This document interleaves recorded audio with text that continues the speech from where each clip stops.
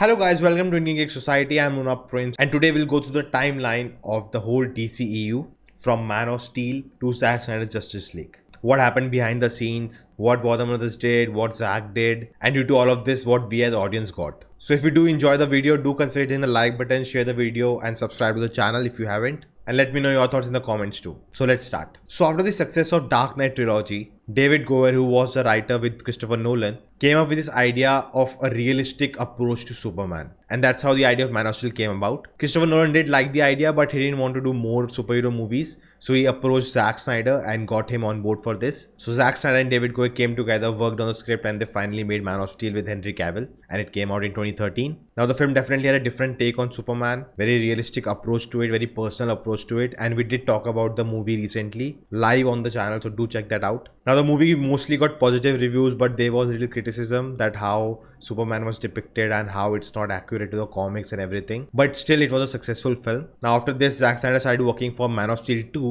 But that time Warner Brothers came in and he asked him to add Batman and try to build up the Justice League movies, because that's the direction they wanted to go. Looking at Marvel's success, that's what they also want to do, using their IP and creating this superhero universe. Now Zack Snyder always wanted to have his own take on Batman and he loved the idea, so he started to build up Batman and Superman Dawn of Justice with David Goyer and Chris Terrio. So we got Ben Affleck's Batman, who has been Batman for 20 years, and how he was present during the destruction of Metropolis. And from there they started to build a narrative with Lex Luthor, Doomsday coming in and Superman dying, and how that will lead to Justice League 1, 2 and 3. So that was the original plan.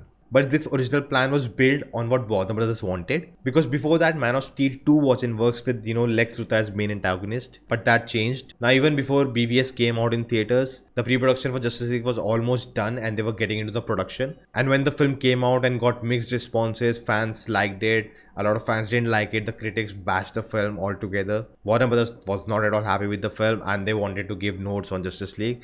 They wanted it to be more humorous, they wanted less mythos of DC, they wanted it to be a simple story, one-off film, and they just wanted one of Justice League. They didn't want more Justice Leagues because they were not happy with what Zack Snyder has done, because it was not doing well on box office and they were not getting good rating for the film. And see, as a production house, that makes sense. They want to have a positive review of their films and a successful run at the box office. So I totally understand their perspective. So Zack Snyder did go back, did some changes to the script and made it one film instead of, have planning it for 2 and 3. And the final draft of that is the film that will be coming out, Zack Snyder's Justice League. After the production got over on the film, the tragedy struck. Zack Snyder lost his daughter Autumn to suicide, and that was really sad. But he still continued working on Justice League. Warner Brothers were not happy at all and they demanded some changes. And they even brought Joss Whedon in to, write some scenes and help with the film, which Zack accepted. And throughout the film, they were executive producers on the set, looking what Zack is doing. There was always a supervision on him. So when he showed the assembly cut of, I think, 4 hours to Warner Brothers, they were unhappy with it. They didn't like it at all. And they asked him to cut a lot of things and make it a 2-hour film. That's it. Which Zack Snyder said, it's impossible.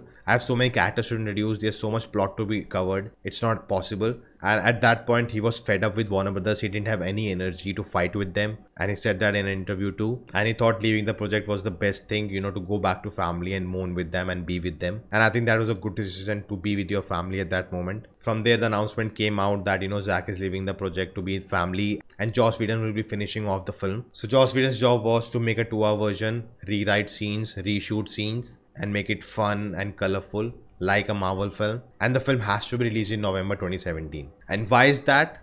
Because the WB executives wanted bonus. So if the film releases on that day, they get bonus for them. But if the film gets delayed, they'll not get bonus. So they didn't even care if the CG and everything was good enough. They just released it. Also, later news came out that behavior of Joss Whedon on the sets and the producers were not that good, and a whole investigation happened on that. Ray Fisher has been very vocal about it. Now Christopher Nolan and Devin Snyder saw Justice League, and after coming out, they both knew Zack cannot see this film. They butchered it. So that's why Zack Snyder has never seen that film. Also, that whole mustache thing with Superman. Henry Cavill was in agreement with Paramount. He cannot shave his beard because they were shooting Mission Impossible. So they had to use VFX and, cover it up. But it looked so bad, as we all know. Now, when the Justice League came out, as we call it today, it got mixed reception. It got a lot of negative reviews. It was okay film. They had drastically changed the tone of the film. The characters were changed. It was kind of made funny in a sense. And the fans almost hated it. Also, later in an interview, we got to know that Zack Snyder had taken his version of Justice League with him on his laptop. Now, personally, on my channel, I had put out a review for Justice League and called it as a disaster. But I had fun watching it, just to look at the characters I always love and, grow up watching. And in that video, I talked about, people saying release the Snyder Cut and all of that. I was like, it doesn't really matter. It will not happen, because that was a norm, right? These things never happen. But then, the moment started for so many years. Release the Snyder Cut. There were billboards. There's so many things happening. At one point, even Gal Gadot, Ray Fisher, Ben Affleck were, trending it. That released the Snyder Cut. It became a whole meme in a way. But the good part was there was a social cause behind this, about suicide prevention that was happening. A lot of people donated for it. Now Zack left Twitter and everything, and he was on this app called Vero, where he talked about his Justice League sometimes released pictures there, and he started teasing that a Snyder Cut exists. It's not like there's no footage or anything. There's the whole footage exists without VFX, but it is there. And he often, released some footage or a clip of it or a shot of it, because he couldn't put it out there because he'll be sued. So he didn't do that, but he did release all of these things behind the scenes. Even fans in cosplay went in front of Warner Brothers building, and they were standing there to release the Snyder Cut. And I think the pressure kept increasing on Warner Brothers with this fan movement. Now finally, when Corona happened, the pandemic hit, and HBO Max was coming out. They needed something big to release there, to get a lot of people there. And I think business wise, it was a wise decision to release the Snyder Cut. So they talked with Zack Snyder. So they asked him, what can we do? Can we just put it on HBO Max as it is without changing, no VFX and all? And Zack Snyder said, no, I'm not going to do that. You are just trying to suppress it just by putting it there and saying, see, it's not good, it's not done very well. So he said, you give me money to complete the VFX. I'll not take money, at all. But I need money to finish the film, and then we'll put it there. And I think HBO Max accepted it because the hype for the movie, the whole moment, it was so big that they knew it will work, and they accepted that. And finally, we got to know that it will be coming out on HBO Max on March 18th. Now, Zack revealed in an interview that he didn't take any money, so he could have the whole creative control over the film. He said, he was paid for the original film. He was paid fully. But for this, he's not getting paid. He's not taking money to have the creative control.